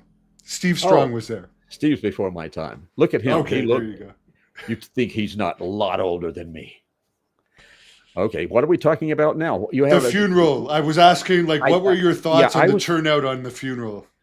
I was talking to the funeral directors. I usually get places early, and yeah, there were some names there, but and I was surprised that I expected when I walked in. I said, "This place is not large enough. There's going to be such a huge turnout," and there wasn't. I don't remember how many hundreds of people, but I was amazed that there were not more people there. Why? I have no idea. But I was close enough with Billy Graham that I could not be there for Terry Funk's funeral. I was also surprised. Now it was large, but I was surprised that it was not overflowing. Um, so I could tell you stories about that too, and it's too bad. Um, Interesting with Dusty's funeral, but again, WWE based out of what is it, Tampa and Tampa, and the Orlando. funeral was in Tampa, so I Yeah. guess it was maybe a little easier. And his Uh, kids are active in WWE and AEW, so it always looks good, sadly, to show your face and stuff like that when the kids still have some pull. Before I went to Dusty's funeral, as soon as I found out uh, that where it was going to be, I happened to tell a few of the guys. I figured all of the major people are going to be there, and they were virtually all. And there was a one wrestler in particular. I told him, he says, "Rock, you're so busy. You got so much going on. How can you go to Dusty's funeral?" And I looked at him and I said, "How could you not?" You wanted to see Exactly. it? There it is. Yeah, how could you not? So that's my feeling. And let's talk about something that's more fun. Okay, Yeah, well, did this is going to be more fun, Glenn. Chuck Barris? Were you on the Gong Show? 7 shows. 7 shows. Okay, we can do that story. That's a fantastically interesting story, also. And if anyone ever goes to Triple R Rock Riddle's Reality, they can see a bunch of pictures and stuff from that one as well. So and we don't say and we don't start a sentence with so. Therefore, as opposed to so, I'm going to go retract that so and continue on. I had a friend in the entertainment industry who said early on in my career, "Hey, there's this guy called Chuck Barris, and he's doing a new TV show, and he likes weird acts and stuff like that. You should audition for it." I said, "I don't know what I would do on a television." "Well, it's do something funny, and he'll like it, and it should be like, I think it was like 3 minutes or less, 2 minutes or less, something like that, 2.5 minutes." I said, "Okay, what would be funny? What can I do? I can sing badly. I can break boards, martial artist. So break boards with my hands, my elbow, and my forehead and stuff like that. I can do that. I could make a dummy, beat up the dummy, body slam it, do an elbow drop. I could have a female assistant, like in a magician's assistant outfit with a fishnet and a top hat and stuff. Oh, that would be great. And she can hold the boards up and what have you." So I did one I had seen way, way long ago, something called A Clockwork Orange, where they're doing the movie or doing the song, Singing in the Yeah, Rain. that's a "I'm great movie, by the way. singing in the rain," as they beat up somebody. I said, Yeah. "Yes, I'll do that." So I did that for Chuck Bear. I auditioned it. I got a call back and they said, "Chuck Barris loved it. He wants you on the show." I said, "Oh, okay." "And he wants to meet you." I said, "Okay." Chuck Barris at that point in time was worth $17 million. What's that in today's dollars? 300 million plus, probably. So Chuck was doing very, very well. I met him. We talked. Every time I went back to do another show for him, then no matter what he was doing, he seemed to always have time. He blocked out time and he says, "Sit down, Rock. Let's talk. How's your career going? What's going on, et cetera, et cetera." And he gave me a fantastic compliment. He says, "Rock, I want you to know you're the first person I've ever met who understands what this show is really about." Because people took it seriously or they thought it was a game show. They didn't see the humor. They didn't understand. I was paid as professional talent to do that and got prizes too. Never took it seriously. I did an act for them. Oh gosh, I can talk for so long now, and I know we're limited on time. Roddy Piper. Oh, we have to go back to that story. Roddy Piper, I'm going to skip a bunch of stuff, but Roddy Piper gave me a huge sombrero, the one he had worn at the Olympic Auditorium for some sort of Mexican Independence Day or something like that, when he had his bagpipes. And he says, "I really," on the microphone, "I so appreciate the Mexican people. And here you are, totally sold out this arena. And it's one of your holidays. So I want to play the national anthem for Mexico." He played La Cucaracha. He ended up getting stabbed. That huge sombrero he was wearing that day, he gave to me. I did that in a gong show, on a gong show. There we are. Thank you. So, yeah, and I have the thing around my neck. That's part of a shirt. I made that. I actually bought a sewing machine and made it. What's over it is a straight jacket. So I did an escape routine. I had beautiful lady, a magician's assistant, different one, and she would put the straight jacket on me and cinch it up, and then she did the one underneath, and I would be la oh. So I'm doing the la la la la la, something like that. Anyway, it's on Triple R, Rock Riddle's Reality. I've got it on there. I found it, and I did just enough, put it on one of those videos, so that I got away with putting it on there. I think I cut it down a little bit, but she held up after the ankles are tied together, and then the straitjacket is on. She holds up this black cloth in front of me, and you see me struggling against the cloth, and then you see, and this was my character that I created, was El Magnifico y Gringa. She's Gringa. They changed that. They didn't like that, but El Magnifico, the famous Mexican escape artist. So I fall down the stairs. There's your YouTube channel right there, just for anyone wondering. Let's, there you go. Oh my gosh. Yes. Is there sound? Can you put sound on here? Is it playing? Is the sound playing? It is. Okay. Here's the end.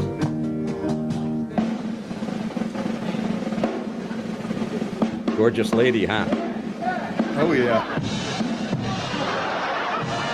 Oh, and you didn't get out of the straitjacket. No, and you see that they left me there. Oh, that's hilarious. Still there. Folks, next up, are you ready?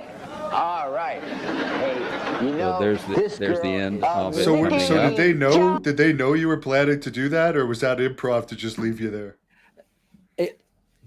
As I was on the ground, Chuck Barris came over to me. He bent down and he says, "Rock, I'm thinking about leaving you there, but you got to be like, not make it about you. Don't struggle. Don't bring the attention to you, and we'll leave you there for the rest of the show. Can you do that?" I said, "I'm a professional. Of course I can do that." He says, "We're going to leave you there," and that's what made it so funny. And I had such a great rapport with Chuck Barris. The man was a genius. He really was. I got a call from his office after I'd done several of these, and also he offered me to be a running gag, and if my schedule permitted, and it did not. That's a long story, so I won't do that one here. But I got a phone call from his office, and they said, "Mr. Barris would like for you to do the dating game." And I said, "Rock Riddle doesn't have any interest. Thank you very much." He says, "Oh, but Rock, you've done all these other shows for him, and he specifically requested that I contact you." I said, I really don't want to do that. Chuck Barris really would like it if you would. And then there's just silence, and it's like my turn to think about this. And I said, "Can I do it in character?" And the assistant producer, whoever he was, he says, "Rock, you can do whatever you want." I said, "Okay, I'll do the dating game." So I did the dating game, and I won, of course. Ta-da! And never went on any date. Oh, you're going to show that, right? No. I'm going to have to look that one up. I think it's in that same little video that you were just showing. Oh. I think that was later on in that one. Well, I look for that. Tell us some of the people you've done publicity for over the years that we might recognize. I'll go back as long as I can. How about Andy Dick, for example? And what's he doing now, by the way? The last I saw, there was like videos of him homeless. Is he okay or doing better? I haven't seen him for years, but as far as I know, he's fine. I don't know. I did a lot of PR for movies and for production companies, and you'll still see my name when you look at other people's IMDb's and you look at other production. Look at a production company, and you'll see my name for PR, promotion, publicity, stuff like that. I especially worked with a lot of newer actors. I worked with people who had built a semi-name in another country, and they wanted to get their O1 visa to work in the United States. So I did all sorts of work on that to put that together, where I would get letters of intent from different producers. It's all about networking. It's building that network. And these producers would write letters that, yes, we're going to hire the person. This is the time that we intend to utilize them. And this is the salary that we are doing. And it had to be a relatively high salary. And then we would put together a big stack of stuff. Sometimes it would be like 7 inches tall by the time the attorney put the stuff together too. So we were successful in getting people work, and getting them their visa so that they could work in Hollywood and what have you. So we worked with people who were not huge names at the time, who became, well, who went on to do starring roles in films and stuff like that. Next subject. It's very hard to find the dating game on here. I don't think you may not have done it. Maybe you should. Maybe that should be your next video on Rock Riddle's reality. If I can find the dating game, then you can come back on and talk about it. Yeah, I thought it was in there somewhere, but okay. Here, let me share the screen again, and I'll skim through it, because now you've got my attention. You've got all of our attention. Yeah, because that was talking about Chuck Barris, and unless it's not available. Yeah, sometimes YouTube will just cut it out. Here you are breaking the board. Wow, that's some. There we are. That looks painful. And that's a hard floor, and there's broken boards on that floor, but that was easy to do. There's one of them. That's from the movie. That's a different valet. And that's me breaking the boards there. There we are. Oh, this is the dating game. Dating game. That was a real win. That was not. It was a legitimate you look good then. Contest. You were very handsome. I'll give you that. I still am. I'm more handsome now than ever before. Did you finish the job with this one? Don't kayfabe us. This lady's name was Jackie, and I remember when the guy introduced her, he says, Jackie, built like a Fort Knox. So that's Jackie Knox, Knox.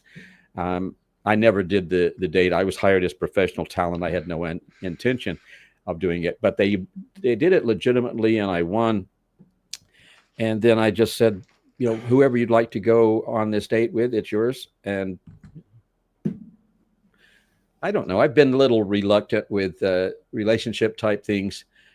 I look at someone and said, "Oh, wow, you have the opportunity. All these women are all over you." I'll tell you a story. My office manager on Sunset, my office manager was a lady by the name of Frankie. And Frankie, I remember the first time she said this, she says, "Rock, you have all these gorgeous women who go back in your office and you're sitting there, and I hear them giggling, and it's like, it sounds like they're like offering themselves to you. And aren't you ever tempted?" And I said, "Frankie, if they were to take off their clothes, lie down on my desk, they're not worth me getting out of my chair." She says, "You're serious, aren't you?" I said, "Are you sure you were a wrestler?" Yeah, well, here's the thing. I could tell you some stories, but not nearly as many as most. My feeling was this: what am I willing to invest my time in a one night, what's probably going to be like a one night stand or semi-regular when I'm in that town type of a thing? And that's not fair to the person. And unless I feel like this is something that could go somewhere, could become a true lifetime relationship, it's not worth it. It's not worth it. Not that I am I don't have some stories I could tell you, but there you go. There you go. Well, I appreciate you coming on. You had some great stories. I'll ask one last question, though. Yes. I know you've been talking about kayfabe, and I know you have a good relationship with everyone in wrestling. You're very neutral. But what do you think about this new WWE Unreal show that's supposed to be debuting this summer about how they script the shows? Do you think that's going to help wrestling in the long run to peel back the curtain more? No. When I'm at red carpet, world premiere movie events and other things in the entertainment industry, and I'm talking to producers, they find out that I am a wrestler, or they know that, then they'll bring up a bunch of different names, but they'll say, "Oh my gosh, you were a wrestler, or was like amateur or collegiate or like we see on television?" And my response is yes. You're a professional. Oh my gosh, Rock, when I was a kid, oh my gosh, I watched all these major people like Jake the Snake Roberts. Did you ever meet him? Yeah, Jake's a good friend of mine, et cetera, et cetera, et cetera. And then the persons invariably would say, "Yeah, I haven't watched it since I was a kid. It's back then it was wrestling, and now it's more like a soap opera or something like that." And I after I had the best there was, I have no interest anymore. So did that sort of answer your question? Yeah, and even from a TV standpoint, like I don't know if you saw recently The Rock and the John Cena heel turn, which aired on their YouTube channel, and so did the press conference where they completely broke character like 10 minutes later. And on a movie, we don't even see that. We don't see the movie bad guy and good guy break character 10 minutes later, and you don't usually see them doing the talk shows together before or anything. Do you think there's still something to suspension of disbelief, even though everybody knows it's fully scripted now and It's not kayfabe fully is over? scripted. It's not fully scripted. How dare you say that? I tell you nothing. Last time I was in the ring was in July for the I'm Hall of talking Fame. about the top companies. I'm not Okay. talking about. Yeah. I Okay. mean, So that's not wrestling independence is anymore then. different. Yeah. Leave the guys alone. Let them do it. It's like if someone's going to write a script and say, Rock, we want you to do a promo, memorize this. It would be sort of like when you see Jericho be handed a script and he tears it up in front of the person without looking at them and drops it on the floor. It's a horrible insult. Most people don't know how to do promos anyway, and now you get them to memorize something, and I'm going to kill that person because, well, you just wait and see. Line, what's my next line?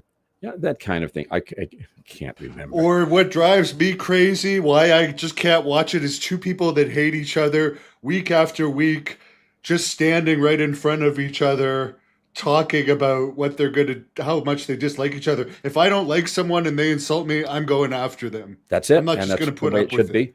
I am old school. I have defended this business for a long, long time. I've taken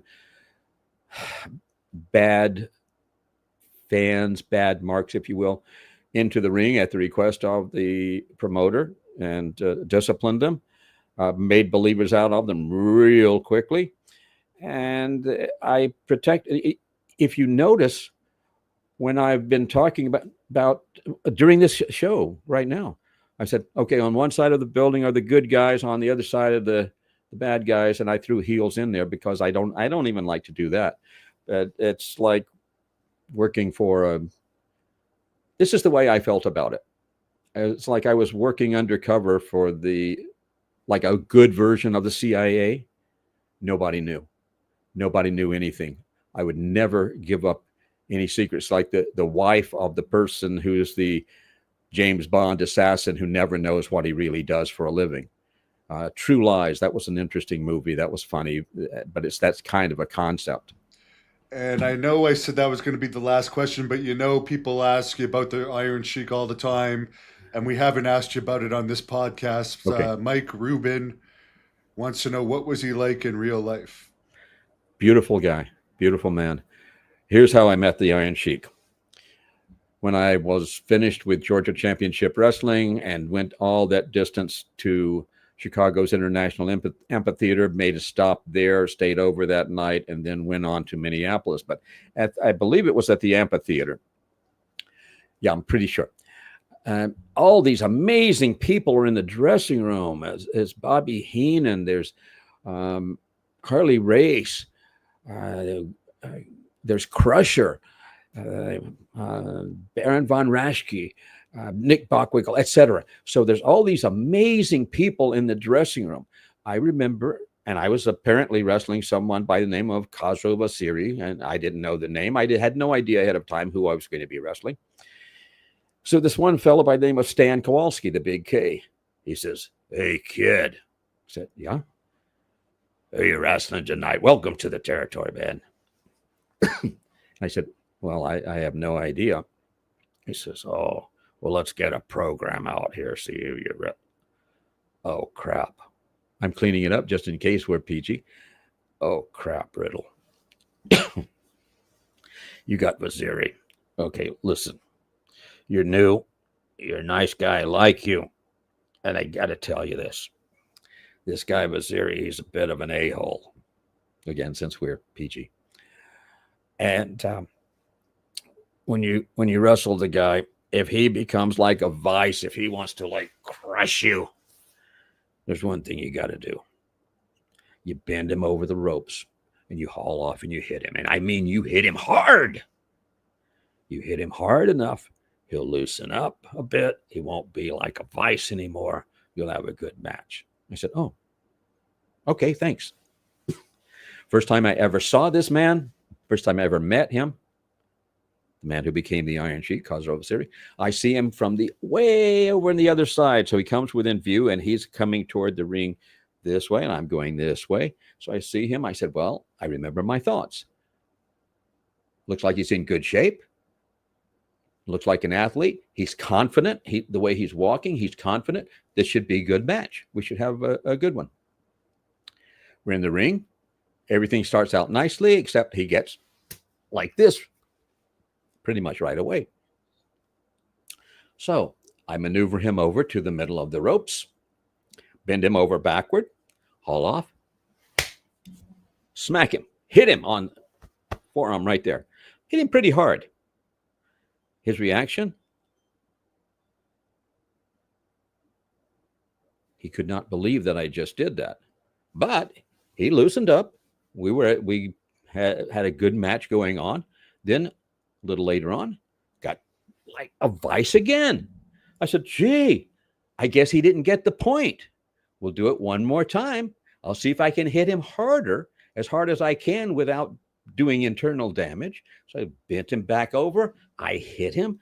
Boom. My body is in midair and I'm coming down with the force of my body and the force of gravity. And I hit him hard so that it's echoing pop, pop, pop, pop, pop all over the Chicago International Amphitheater. For the rest of the match, he has his mouth open and he's looking at me in total disbelief. As I'm walking back, there's all of the wrestlers outside of the dressing room on the stairs, and they're looking at me, and one's like this, and the others are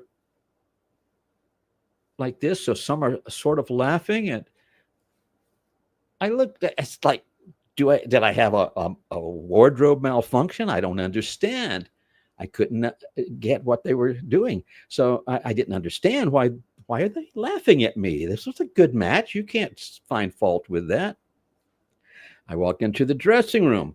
There's Stan Kowalski, the big K. And I met him before he passed, by the way. Great guy. Yeah, super guy. And he's laughing too, but he's like rolling on the floor laughing. And he said, do you know who you just wrestled? That's Khosrow Vaziri. He's one of the toughest sons of bitches on the planet. He was a personal bodyguard to the Shah of Iran. He won the gold medal in the Olympics. I thought they'd bring you back on a stretcher, kid. Good thing that was all kayfabe.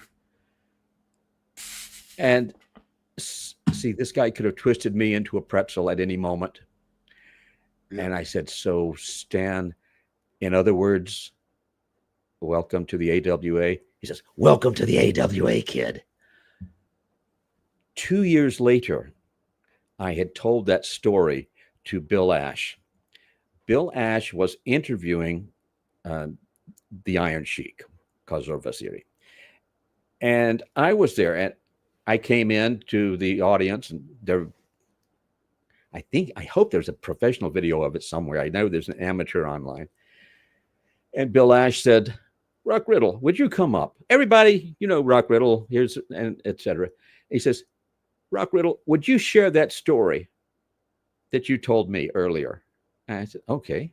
So I go up and say hello to Sheiky, and we have a little hug there and stuff. And bigger hug afterward, after I told the story, because he loved the story. Then he always wanted me to tell it. But I told the story there. And that's the first time he knew, I think, that I was not on his level legitimately. I'm sure we had mutual respect for each other because I knew how he could twist me into a pretzel, but he didn't know. That's my thought. So he had a big grin on his face, and he was so happy at that point. And again, that story was told quite a number of times. And every time I would see Sheik and he's in a public place like that, he would want me to tell the story again. So there we Very go. interesting. Well, thanks for sharing that, and great advice in this in general, and great stories. I really appreciate it. Tell the fans about your YouTube channel and where they can follow you.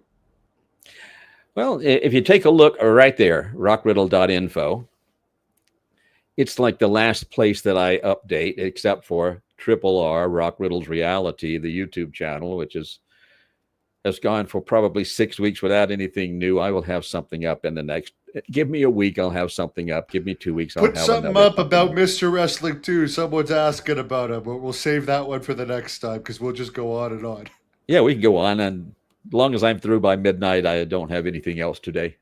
Mr. Wrestling number 2, Johnny Walker. I wrestled him. I wrestled Lou Thez. When I was just in the business, I wrestled some of the toughest people on the planet. And I talk about Lou Thez, and the same thing with Johnny Walker, Mr. Wrestling number 2. And wow, I'm thinking, I'm going to wrestle Lou Thez.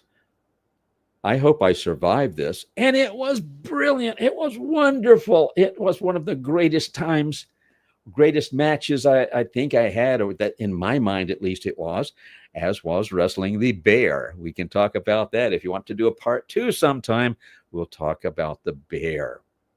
100%. So wrap this up with a good promo for us, if you don't mind, because you've given some great ones in this. No, they'll have to come back for this part 2 to get a great promo. And then I'll do a promo about you and a promo about your show.